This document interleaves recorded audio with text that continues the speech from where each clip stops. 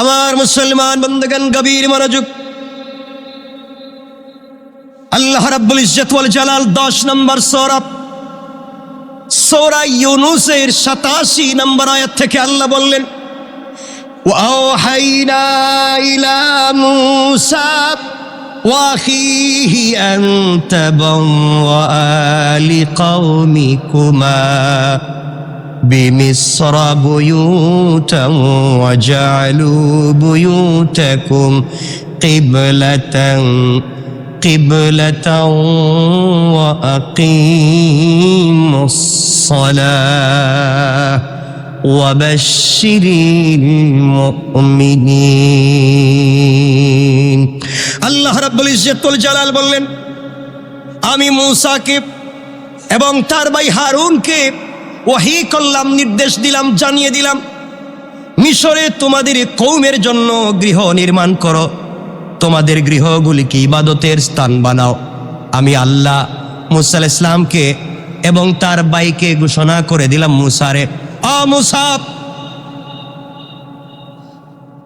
মূসার ভাই হারুন,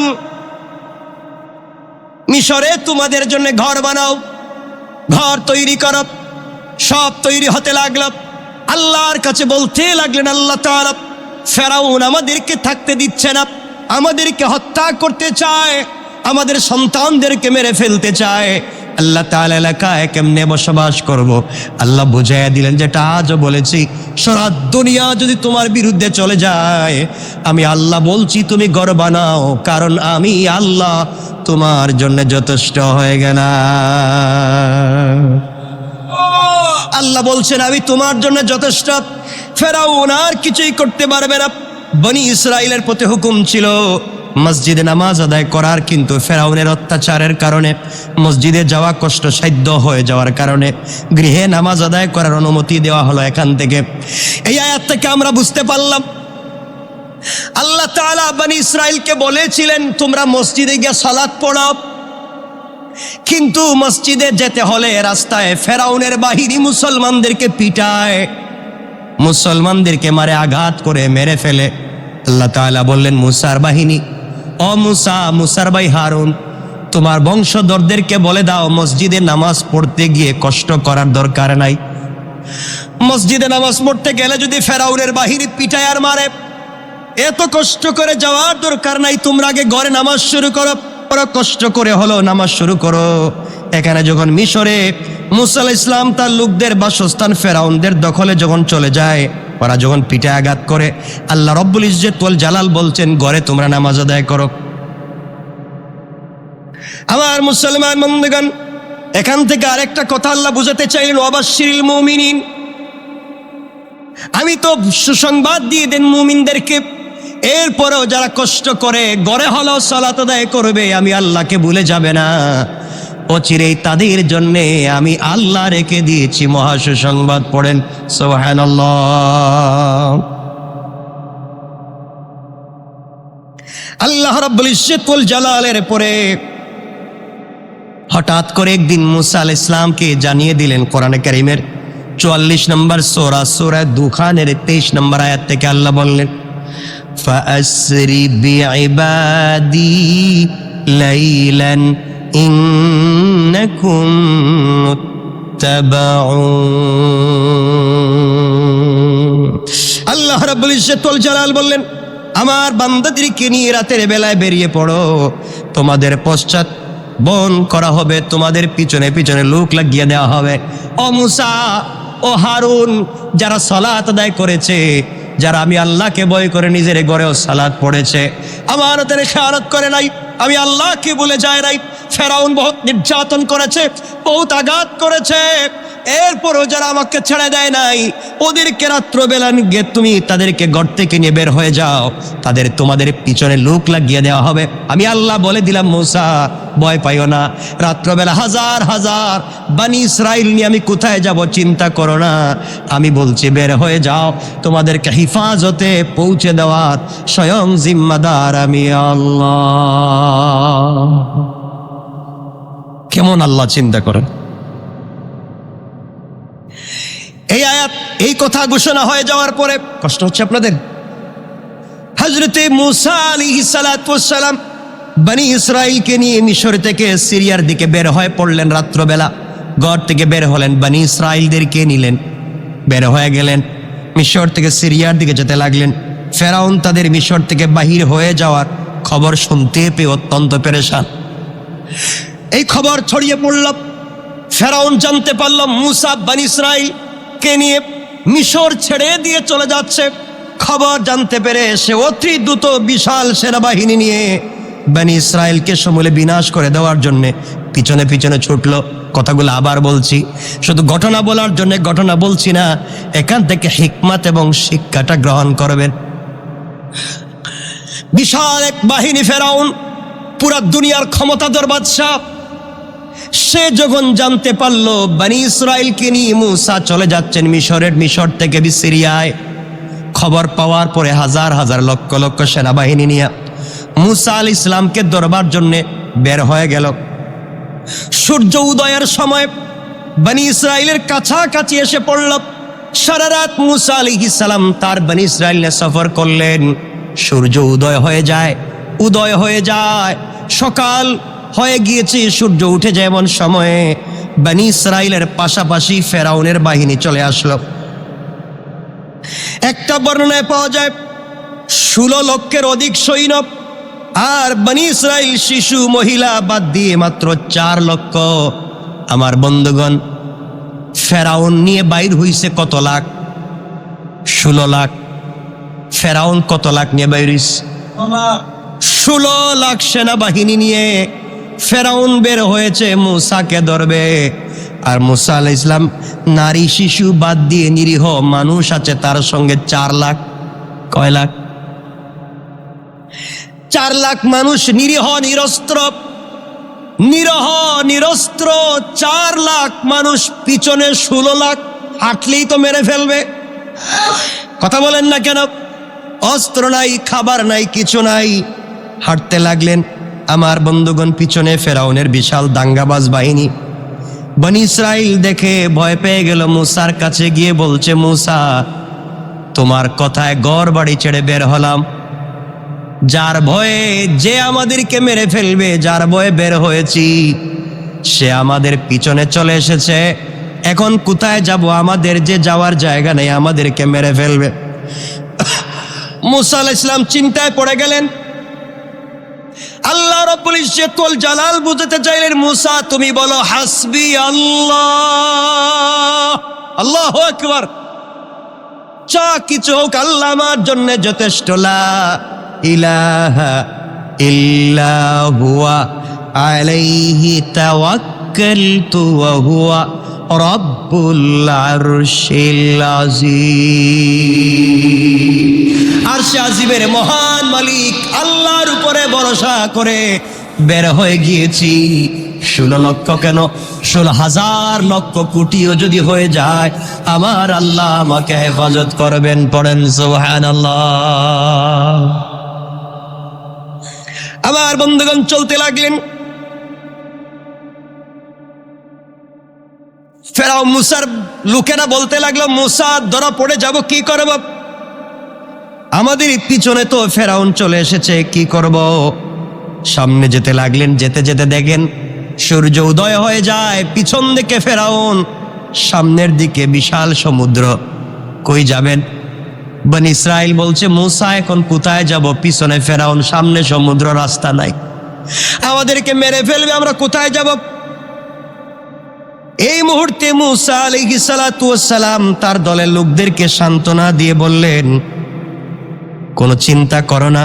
কোরআনের ভাষায় তিনি বললেন, ক্বালা কাল্লা ইন্না মাইয়া রাব্বী সায়াহদিন। আল্লাহু আকবার বলেন, আরো জোরে বলেন আল্লাহু আকবার। এত বড় বিপদে, পিছনে ফেরাউনের বাহিনী, সামনে বিশাল সমুদ্র, আর হযরত মূসা আলাইহিস সালাম বলছেন, কখনো নয়, আমাদের সঙ্গে আছেন আমাদের আল্লাহ, নিশ্চয় শীঘ্রই তিনি আমাদেরকে সঠিক পথ দেখাইয়া দিবেন। কি পরিমাণ বিশ্বাস!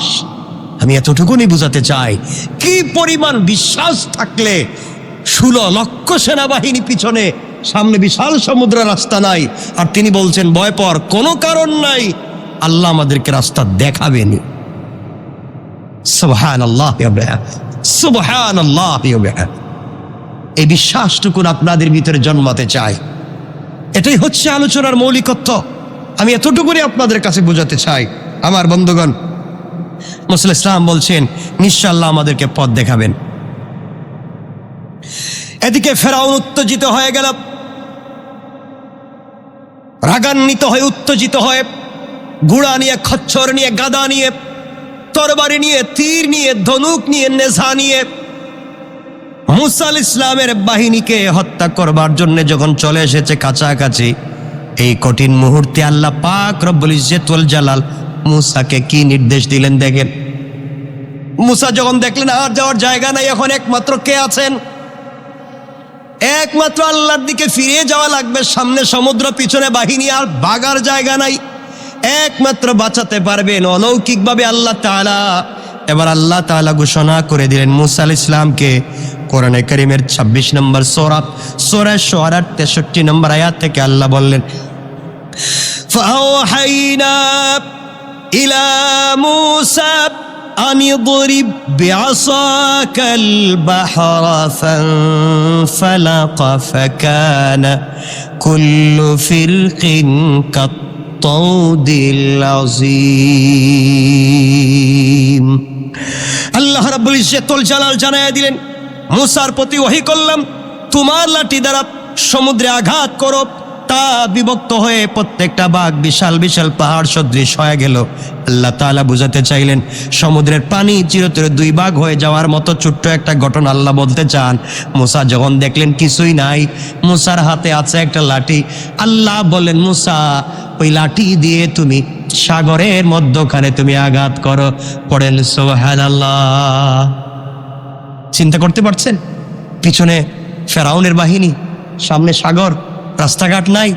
আপনি একজনকে বলছেন ভাই আমার পিছনে হাজার হাজার লোক আমারে পিটাচ্ছে, সামনে সাপ বিচ্ছু, কোথায় যাব? আপনি বললেন সামনে সাপ বিচ্ছু, সামনে গর্ত, সামনে আগুন, পিছনে তোমার বিরুদ্ধে লোক লাঠি ছুটা নিয়ে আসতেছে, তুমি আর কই যাইবা? এখানেই যা আছে সামনের দিকে যাও। পাগল বলবে না লোক? একজন লোক বলতেছে ভাই পিছন দিকে হাজার হাজার লোক আমাকে মারবার জন্য আসতেছে, সামনে সাপ বিচ্ছু গর্ত, আমি কই যাইব? আপনি বলেন একটা 5 টাকা দিয়ে পান কিনে বসে বসে খাও। সে আপনারা কি বলবে? আপনি দুষ্টামি করতেছেন না, যে আমি কি বিপদে আছি, হে আমার পান খাওয়ার ওয়াজ করতেছে। মুসা আল্লাহর কাছে বলছেন আল্লাহ পিছনে ফেরাউনের বাহিনী আর সামনে সাগর, আমি কই যাব? আল্লাহ বলছেন লাঠি আছে না? আছে তো, লাঠি দিয়ে পানিতে একটা বাড়ি দাও। আল্লাহু আকবার। কোনো যুক্তি ধরে না, অস্ত্র নাই, সেনাবাহিনী নাই, কিচ্ছু নাই, বাঁচবার পথ নাই। আমি আল্লাহর কাছে বলছি আল্লাহ আমি যাব কই? আল্লাহকে লাঠি দিয়ে পানিতে মারো। বলার কথা ছিল ফেরাউনের মাথায় মারো। কথা বলেন নাকি? যুক্তি এটা না। যুক্তি হচ্ছে তুমি পিছনে ঘুরো, ফেরাউনের মাথায় একটা বাড়ি দাও, আল্লাহকে পানিতে বাড়ি দাও। মুসা বানি ইসরাইলকে বলছেন বানি ইসরাইল আল্লাহর কাছে বললাম কই যাব? আল্লাহকে পানিতে বাড়ি দাও। হেরা কয় খাইছে। এবার আল্লাহ কি শুরু করছেন বুঝতেছি না। আমাদের যুক্তি ধরছে না, কিন্তু আল্লাহ বোঝাতে চান এটাই আমার হিকমা। আল্লাহু আকবার। আপনার যুক্তি ধরুক, আপনার বুঝে ধরুক আর না ধরুক, আল্লাহ সিদ্ধান্ত নেন। আপনি হয়তো বুঝেন নাই, দেরিতে হলেও বুঝবেন। ঠিক কিনা বল? আমার বন্ধুগণ, হযরতে মুসা আলাইহিস সালাম পানিতে আঘাত করলেন। কি করলেন? পানিতে আঘাত করলেন। পুরা পানি পাহাড়ের মতো দুই সাইডে সরে গিয়ে বিশাল রাস্তা হয়ে গেল। আল্লাহু আকবার। কোন কোন বর্ণনায় পাওয়া যায় 12টা রাস্তা হয়ে গিয়েছে। কারণ বনি ইসরাইল ছিল 12 ভাই, তো 12 গ্রুপ, একটা আরেকটার সাথে মিলে নাই, আলাদা রাস্তা লাগবো। আল্লাহ চিন্তা করছে বনি ইসরাইল তো আরেকটা রাস্তা যাইতো না, রাস্তা আলাদাই করে দিই। আমার বন্ধুগণ, হযরতে মুসা আলাইহিস সালাম তার বাহিনী নিয়ে আস্তে আস্তে করে সবাই নিয়ে তিনি চলে গেলেন। ফেরাউনের বাহিনী এসে দেখলো কি চমৎকার রাস্তা। আর এই রাস্তা তো আমরা বানাই নাই, এটা বানাইলো কে? কোন কোম্পানি বানাই দিয়ে গেল? কোন দেশের পাবলিক এই কাজটা করলো? বিশাল সমুদ্রের মধ্যখানে রাস্তাঘাট আমরা তো জিন্দেগি তো দেখি নেই। এরা ফ্রি সার্ভিস তো সবাইকে উঠছে। আল্লাহু আকবার বললেন না? তারা ফেরাউন সবার সামনে বিশাল বাহিনী নিয়ে সবাই নামছে। তারা নামছে, এদিকে হযরত মুসা ইসলাম উঠে গিয়েছেন, নদী পার হয়ে চলে গিয়েছেন। ফেরাউনের বাহিনী যখনই নামছে, আল্লাহ তাআলা পানিরে বলছেন, ব্যাপার কি, দাঁড়াই আছো কেন? আল্লাহ, এখন কাজ কি, আগে যেভাবে ছিল এভাবেই হয়ে যাও। আল্লাহু আকবার, আগে যেভাবে ছিল এভাবেই হয়ে যাও।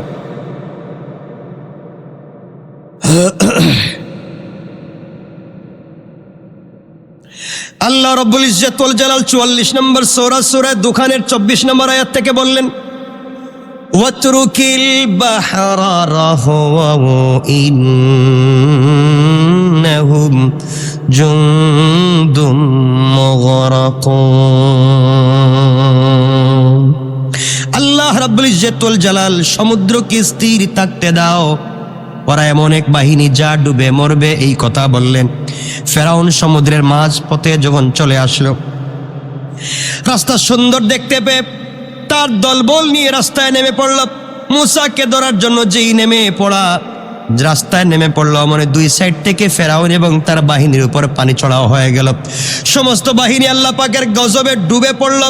ফেরাউন মৃত্যুর সময় বলছিল কোরআনের ভাষায়, আল্লাহ পাকের ভাষায়, যখন দেখলো কি রে ব্যাপার, এত সুন্দর দেওয়াল দেখলাম, মধ্যখানে আসলাম, পানি দেখি উঠে গেল, সব ডুবে একবারে নাই, কি যে একটা মহা বিপদ। সে কেমন ক্ষমতাবান ছিল, নিজেরা কি বলতো বলেন না?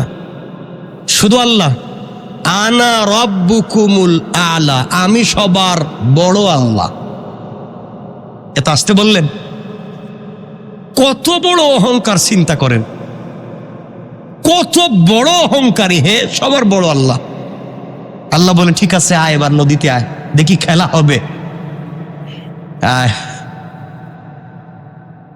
হাসেন কেন? আবার হাসতেছেন, আমি তো আর কিছু বলি নাই। ঠিক আছে, আমার বন্ধুগণ বলছে আয়, আল্লাহ বলছে নদীতে আয়, দেখি আয়। সেটা তার বিশাল বাহিনী নিয়ে, কার রাস্তা কার নদী খবর নাই, উঠছে, আল্লাহ পাক সব ডুবাই দিচ্ছে। এখন দেখছে সব তো মহা বিপদে পড়ছে, কি করবে এবার?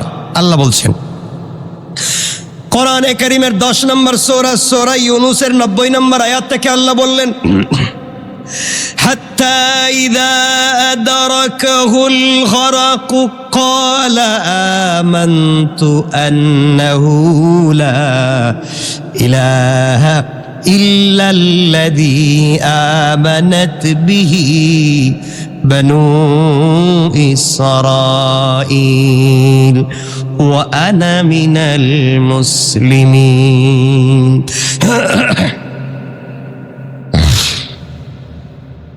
যখন সে দেখলো, কথাগুলো শুনেন, ফেরাউন যখন দেখলো আর কোনো পথ নাই, সবাই পানিতে হাবুডুবু খাচ্ছে, পানি খায়া, যে কি মাছের মতো একটা ফুটকা মাছ, না কি মাছ কয়, ফুটকা মাছ, শুধু পেট দেখা যায় আর কিছুই নেই, কি মাছ কয়, পুটকাই, পুটকা মাছের মতো মোটা হয়ে পড়ে রয়েছে, হাজার হাজার, তার 16 লক্ষ, সব শেষ।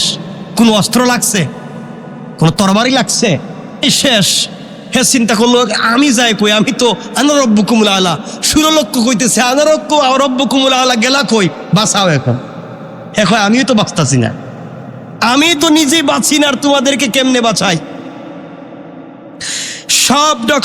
সব যখন ডুবে মরে যাচ্ছে, ফেরাউন যখন দেখলো আর নিজেকে বাঁচাবার পথ নাই, পরিশেষে ডুবন্ত অবস্থায় এমন সময় সে বলতে লাগলো, ইল্লাল্লাযী আমানাত বিহি বানু ইসরাঈল আমানতু আন্নাহু লা ইলাহা। এত সুন্দর করে সে বলতে লাগলো, আয় আল্লাহ তাআলা, আমি ফেরাউন ঈমান আনলাম। চিন্তা করছেন নি, সিপার নাম কি বাবাজি? সিপা খাইয়া এখন আমি ঈমান আনলাম। আল্লাহ কো এবার শয়তান, এবার মানুষ ঈমান আনলাম শুধু বলতেছে না, দেখেন না কত সুন্দর করে বলতেছে। আল্লাহর কাছে বলতেছে, আয় আল্লাহ তাআলা, আমানাত ক্বালা আমানতু, আমি ঈমান আনলাম, আন্নাহু লা ইলাহা ইল্লাল্লাযী আমানাত বিহি বানু ইসরাঈল, বনি ইসরাঈল যে আল্লাহর উপর ঈমান আনছে আমি সেই আল্লাহর উপরে আনছি। চিন্তা করেন, কত বুঝে বলতেছে যে আমি ভুল আল্লাহর উপর ঈমান আনতেছি না। যে বনি ইসরাঈল ঈমান আনছে আমি সেই আল্লাহর উপর ঈমান আনছি। এরপরে বলতেছে নিশ্চয় তিনি ব্যতীত কোনো মাবুদ নাই। চিন্তা করেন কত বড় শয়তান, কত সুন্দর করে কালিমা পড়তেছে। এত সুন্দর কালিমা পড়লেও কি আল্লাহ ছেড়ে দিবেন মনে করছেন? তাইলে কি মনে করছেন আপনারা? আপনারাও শুধু কালিমা পড়লে ছেড়ে দিব আল্লাহ? ফেরাউন কত সুন্দর করে বুঝিয়ে বলতেছে, আল্লাহ আমি ঈমান এনেছি, বনি ইসরাঈল যেভাবে ঈমান এনেছে নিশ্চয়ই আপনি ব্যতীত আর কোনো মাবুদ নাই। এ কথা বলে শেষ করে নাই, সে নিজেরে বলতেছে আনা, আমি ফেরাউন, আনা মিনাল মুসলিমিন, আমি মুসলমানদের অন্তর্ভুক্ত হয়ে গেলাম। সুবহানাল্লাহ কইতেছে কে রে? ওরে আল্লাহর সুবহানাল্লাহ। এখানে সুবহানাল্লাহর লাভ কি তার? ফেরাউন বলতেছে আমি এখন মুসলমানদের অন্তর্ভুক্ত। আল্লাহ কই এখন চিপা দিছি তো, এখন আমার নাম মনে হয়েছে, এতক্ষণ তো বহুত বড় বড় চিল্লাইছ। এজন্য আল্লাহ কাউকে ধরবার আগে সোজা হয়ে যাওয়া লাগবে, ঠিক কিনা বলেন? মনে রাখবেন, যারা সমাজকে বিনষ্ট করে, যারা সমাজকে নোংরা পথে নিয়ে যায়, যারা অন্যায়কারীকে সমর্থন করে সমাজকে, দেশকে, পুরো জাতিকে ধ্বংস করতে চায়, তারা যদি সঠিক পথে না আসে আর আল্লাহ যদি কাউকে ধরে তার অস্তিত্ব নষ্ট করে চলে দেয়, আল্লাহ চাইলে এটা পারে। আমার মুসলমান বন্ধুগণ, ফেরাউন আল্লাহর কাছে বলতেছে আল্লাহ তাআলা আমি ঈমান এনেছি, আমাকে ছেড়ে দেন।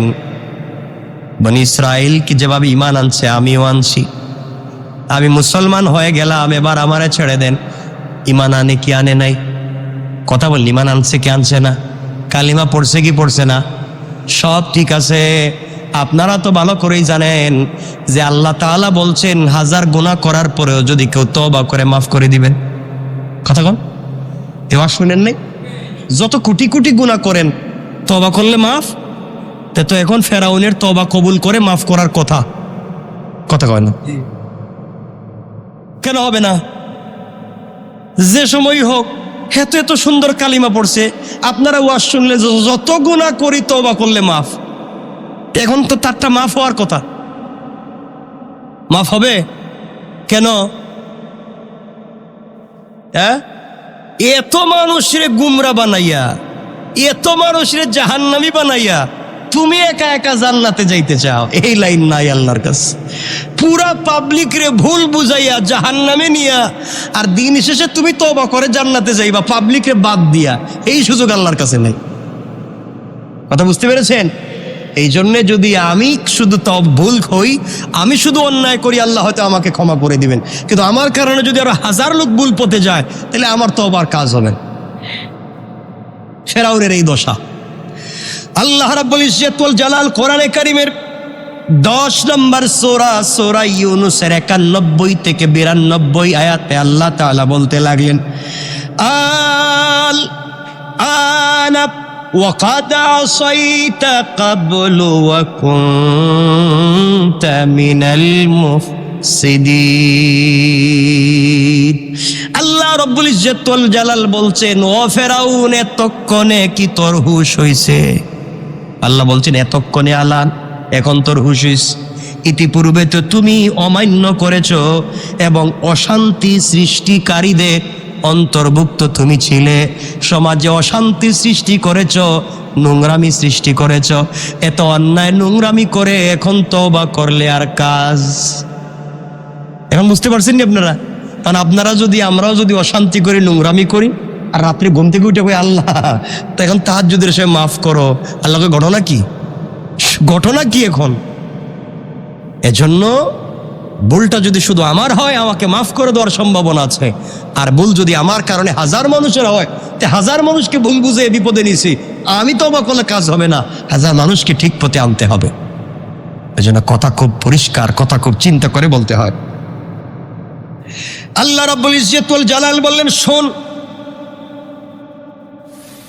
তুমি যা বলতেছো এখন শোনো আমি কি বলি। আল্লাহ বলতে লাগলেন, فاليوم ننجيك ببدنك لتكون لمن خلفك آية وإن كثيرا من الناس عن آياتنا لغافلون আল্লাহ রব্বুল ইজ্জতুল জালাল বলছেন, আজ আমি তোমার দেহকে, তোমার বডিটাকে রক্ষা করব, যাতে তুমি তোমার পরবর্তীদের জন্য নিদর্শন হয়ে থাকো। আল্লাহ বলেন, ফেরাউন, আজ থেকে তোর বডিকে আমি হেফাজত করব। তুই যে সমাজে নোংরামি করলে কি ধরনের শাস্তি আমি আল্লাহ দিতে পারি, এটা বুঝাবার জন্যে, পৃথিবীর মানুষকে বুঝাবার জন্যে তোমার বডিটাকে আমি আল্লাহ হেফাজত করব। আল্লাহ যেই কথা দিয়েছেন, আজ পর্যন্ত সত্যি সত্যি ফেরাউনের দেহ আজ পর্যন্ত পচে নাই, গলে আছে, পচে গলছে না, আছে। আজও মিশরে সুরক্ষিত আছে। এটা হাজার হাজার বৎসর কেটে গিয়েছে। বৈজ্ঞানিকগণ তার দেহ নিয়ে অনেক গবেষণা করেছেন। বিনা মেডিসিনে এই দেহকে এইভাবে সুরক্ষিত করে রেখেছেন। কেন? এটা হচ্ছে পাপের শাস্তি। পাপ করলে এভাবেই হয়। আমার বন্ধুগণ, হজরতে লম্বা আলোচনা আমরা সংক্ষেপ করতে চাই। রাত্র 10:30 বনী ইসরাইল নিরাপদে সমুদ্র পার হয়ে পৃথিবীর ইতিহাসের সব থেকে বড় খোদাদ্রোহী কাফেরকে আল্লাহ যেদিন ধ্বংস করে, বনী ইসরাইল তথা মুসলমানদের সংকটকে দূর করে পৃথিবীর বুকে তৌহিদের জান্দা বুলন্দ করলেন যেই দিন, সেই দিনটা ছিল 10 মুহররম। বলেন 10 মুহররম আশুরা। তো কথা তো অনেক, 10 মুহররম আশুরা। সুতরাং এই দিনে আল্লাহ তাআলা অনেক কিছু করেছেন। আজ আমরা আছি একসাথে, কাল হয়তো একসাথে নাও থাকতে পারি। সুতরাং আমার মেসেজ আপনাদের প্রতি এতটুকুনি। আজকের পুরো আলোচনা বুঝাতে চাইলাম এতটুকুন, আমরা গুনাহ কম বেশ অনেক করে থাকি। ঘরের ভিতরে মা বোনেরা আমরা যারা আছি, স্বামী স্ত্রী একসাথে থাকলে ঝগড়া হয়, ফ্যামিলিতে ঝগড়া বিবাদ হয়ে যায়। সুতরাং সব কিছুর পরে আমরা আল্লাহকে আসতে এক কথায় বিশ্বাস করব। কার উপরে? আল্লাহর উপরে। দুনিয়ার আইন বড় কঠিন। দেখছেন না, লকডাউন, ওই যে যখন ছিল, করোনা ভাইরাস ছিল, যখন লকডাউন ছিল না দেশে, কেমন লকডাউন ছিল জানেননি? যে স্বামী স্ত্রী একসাথে করে এক প্লেটে খাবার দাবার খাইছে। এক প্লেটে খায় নাই, আর খাইছে কইলাম, দেখেন, এক প্লেটে খাবার দাবার খেয়েছে, এক গ্লাসে পানি পান করেছে, এক বিছানা রাত্রবেলা ঘুমাইছে, ঘুম থেকে উঠে দুজন গাড়ির সিটের 2 সাইডে বসছে। এই যে দূরত্ব বজায় রাখছে। কথা বলেন না কেন? এগুলো হয় নাই? এটা হচ্ছে দুনিয়া। এটা হচ্ছে দুনিয়া। ঘটনা কি? একসাথে থাকলো, একসাথে খাইলো, এক বিছানায় ঘুমাইলো, আর রাস্তায় বাইরে 2 জন দূরে দূরে। আল্লাহর ঘটনা কি রে? চিন্তা করছেন? এগুলো হচ্ছে দুনিয়ার ল। আল্লাহ রাব্বুল ইজ্জতুল জালাল আমাদেরকে কিছু কোরআনিক ল দিয়েছেন, কোরআনিক ফর্মুলা দিয়েছেন, সেগুলো ফলো করে আমাদেরকে চলতে হবে। আল্লাহ আমাদের কবুল করুক, বলেন আমিন। কষ্ট হচ্ছে আপনাদের? লম্বা করতে চাই না। একজন ভাই আমাকে একটা লম্বা প্রশ্ন করেছেন। ওই প্রশ্নটা আমাকে দিয়েছিল, আমি নিয়ে আনলাম, ওই যে দিল। প্রশ্ন করেছে, খুব জটিল প্রশ্ন।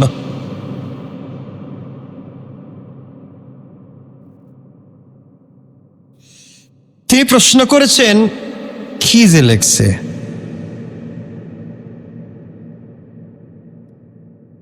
মদের টাকা, মদ বিক্রির টাকা, সুদের টাকা, ঘুষের টাকা মসজিদে দান করলে বা মসজিদ কমিটি এটা গ্রহণ করলে মসজিদের কাজ জায়েজ হবে নাকি না জায়েজ জানতে চাই।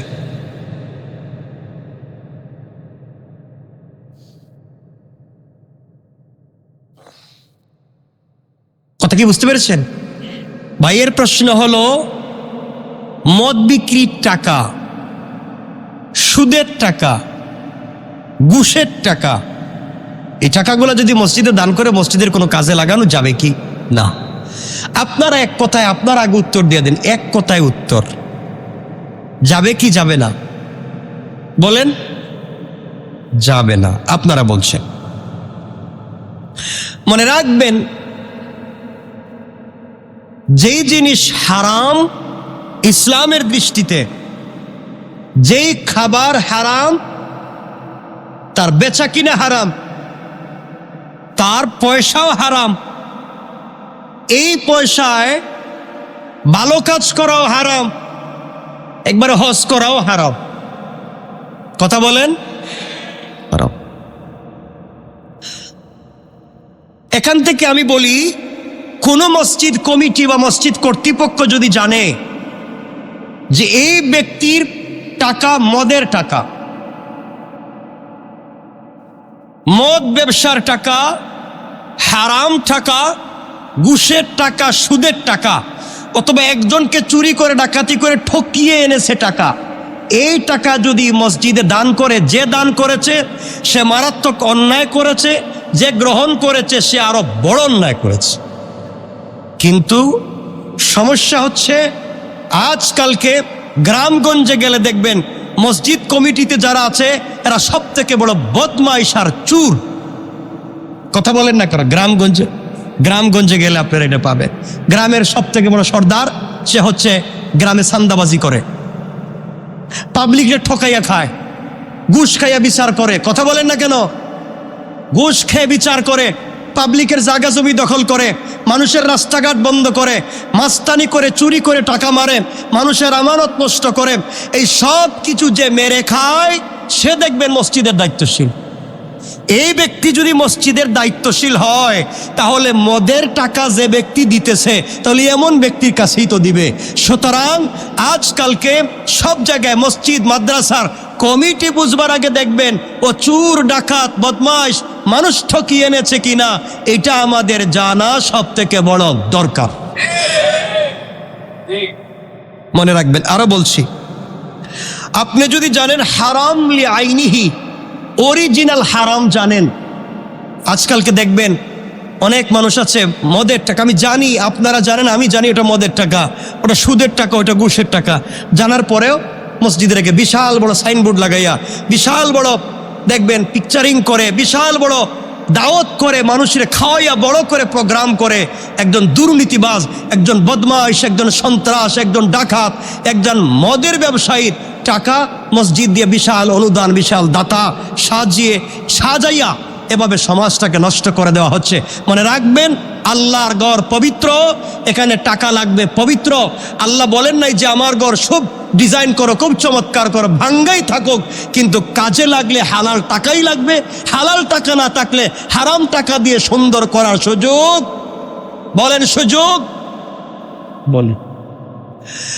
আল্লাহ পাক রব্বুল ইজ্জতুল জালালের পবিত্র ঘর কাবা, আপনারা যারা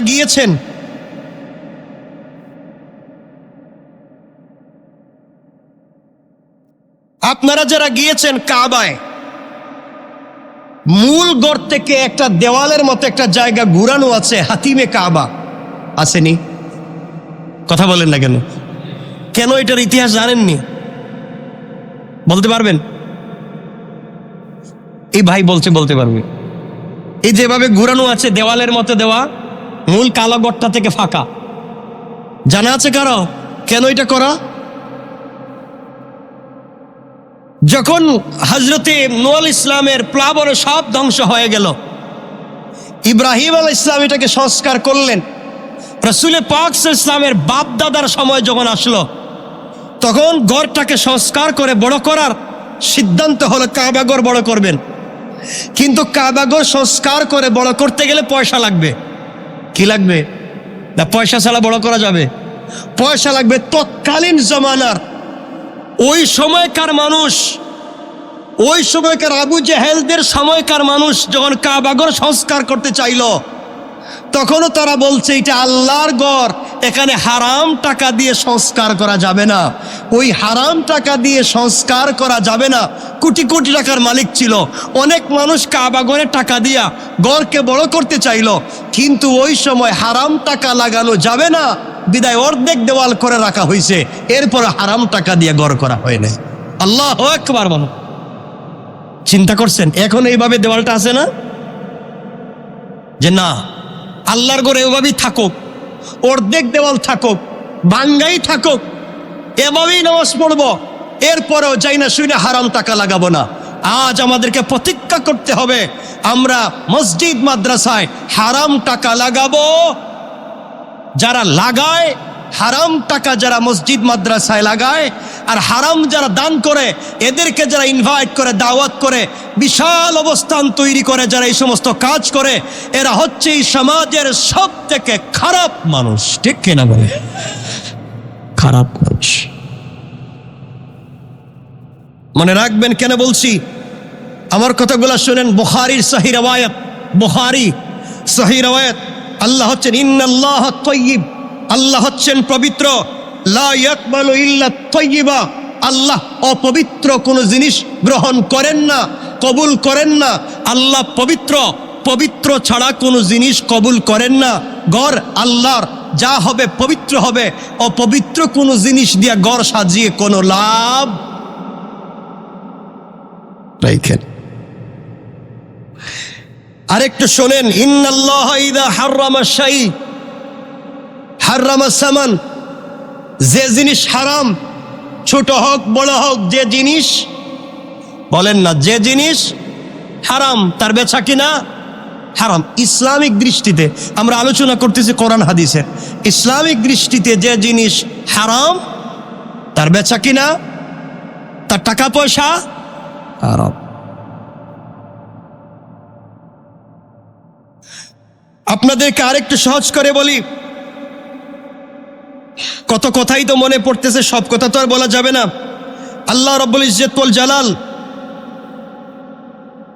যারা হারাম ব্যবসা করে, বিশেষ করে মদ, আল্লাহ এদের উপরে লানত করে, ইন্নাল্লাহ লা'না, আল্লাহ লানত করেছেন বিল খামারি আশারা, মদের ব্যবসার সঙ্গে জড়িত 10 গ্রুপ মানুষের উপরে আল্লাহ লানত করেছেন। আবারও বলছি, মদের ব্যবসার সাথে জড়িত 10 গ্রুপ মানুষের প্রতি আল্লাহ লানত করেছেন। কে লানত দিছেন? সবাই বলেন কে? তাহলে এই জাইনা শুনে যদি মদের টাকা এনে মসজিদে ঢুকিয়ে দেন, এই ভাইয়ের বাড়ি কই? যে ভাই প্রশ্ন করছে আসেনি, আল্লাহ জানে, এখানে চেহারা তো দেখতেছি না, ছিল তো দেখলাম না, এখানে বসা আছে কর্নারে, হয়তো বসে রয়েছে, দেখতেছি না।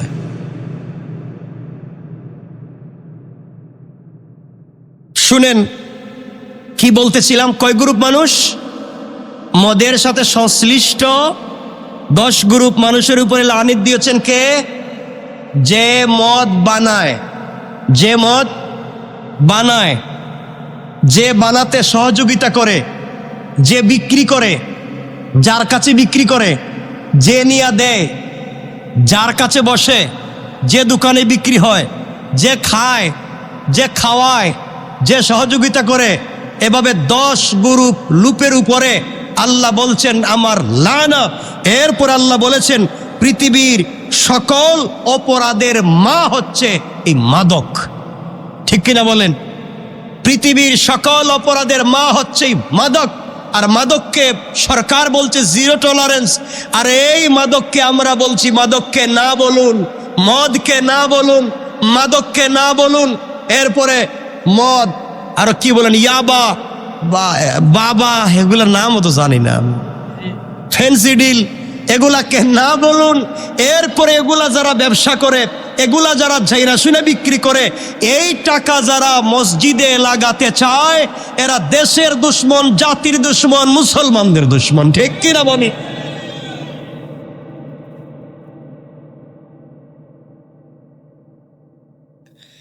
আল্লাহ রাব্বুল ইজ্জত ওয়াল জালাল বলছেন হাল্লাল্লাহুল বাইআ ওয়া হাররামার রিবা, আল্লাহ ব্যবসাকে করেছেন হালাল আর সুদকে করেছেন ডাইরেক্ট। আল্লাহ যেটারে হারাম করছেন আপনি ওটাই করতেছেন।